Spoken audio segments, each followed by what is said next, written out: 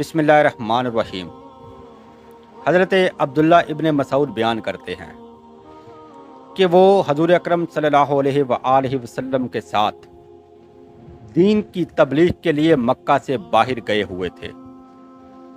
جب واپس آئے تو کوہ صفا پر مشرکین بیٹھے ہوئے تھے۔ وہ خالد بن مغیرہ کے بت کی پوجا کر رہے تھے۔ حضور نے انہیں دیکھا تو کہا کہ اس بت کی پوجا کر رہے ہو، کہو لا الہ الا اللہ، کہ اللہ کے سوا کوئی عبادت کے لائق نہیں ہے۔ مغیرہ اٹھا، اس نے بت کو اٹھا کر اپنی گردن پر رکھ لیا اور کہنے لگا کہ تم لوگ تو کہتے ہو ہمارا خدا شارک سے قریب ہے، یہ دیکھو ہمارا رب تو ہماری گردن پر ہے۔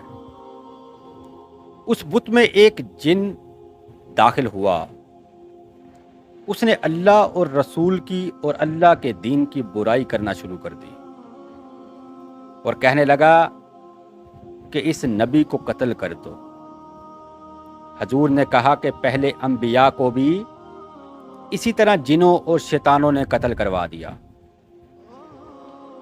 کچھ دن کے بعد ایک شریف جن حضور کی خدمت میں حاضر ہوا اور کہنے لگا یا رسول اللہ، وہ جس جن نے آپ کی توہین کی تھی میں نے اسے قتل کر دیا ہے، کل میں اسی بت میں داخل ہو کر آپ کے دین کی تعریف کروں گا۔ حضور اکرم صلی اللہ علیہ وآلہ وسلم نے اس جن کا نام عبداللہ رکھا۔ اگلے دن کوہ صفا پر مشرکین بیٹھے ہوئے تھے اور اسی بت کی پوجا کر رہے تھے۔ تو حضور نے پھر انہیں کہا کہ اے قریشیو، کہو لا الہ الا اللہ۔ تو انہوں نے اس بت کو کہا کہ انہیں جواب دو۔ تو اس بت میں وہ عبداللہ نامی جن داخل ہوا جو کہنے لگا کہ لا الہ الا اللہ محمد الرسول اللہ۔ یہ دیکھ کر تمام مشرکین غصے میں آ گئے اور انہوں نے اس بت کو زمین پر مار کر ٹکڑے ٹکڑے کر دیا۔ کیسا خدا ہے کہ جسے اپنے ہاتھوں سے بناتے ہیں اور اپنے ہاتھوں سے ہی توڑ دیتے ہیں۔ ابو جہل نے حضور کو گالیاں دینا شروع کر دی اور مارنا پیٹنا شروع کر دیا۔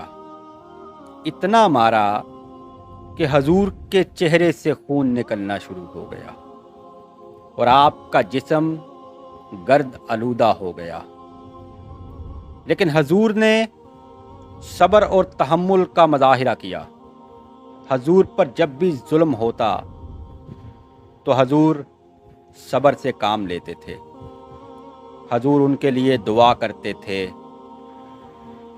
انہیں سلام کہتے تھے اور بس یہی جملہ کہا کرتے تھے کہ اے قریشیو، تم مجھ پر ظلم کیوں کرتے ہو؟ میں تو تمہاری طرف اللہ کا رسول بن کر آیا ہوں۔ میں تو تمہیں جہنم سے نکال کر جنت میں داخل کرنے کے لیے آیا ہوں۔